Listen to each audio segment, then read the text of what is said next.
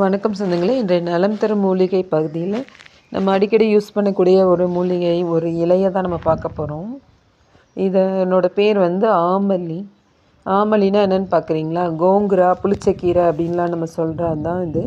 ரோசல்லா இனத்தை சேர்ந்த இது வந்து சிவப்பு மற்றும் பச்சைன்னு 2 வகையில் இருக்குது.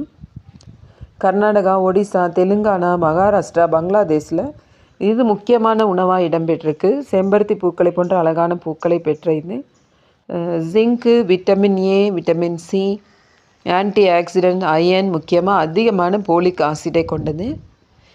இதை அப்படியே பச்சையாகவும் சாப்பிட்லாம். கோங்குரா சட்னி ஆந்திராவோட ரொம்ப ஃபேமஸான டிஷ். இதை நம்ம எல்லாம் கேள்விப்பட்டிருக்கோம், சாப்பிட்ருக்கோம். இன்று திருமண நாள், பிறந்தநாள் காணும் அனைவருக்கும் வாழ்த்துக்கள். இந்த நாள் இனிய நாளாக அமையட்டும். உங்கள் ஏரியாவில் புளிச்சக்கீரை என்னன்னு சொல்லுவீங்கன்னு மறக்காமல் கமெண்ட்டில் சொல்லுங்கள்.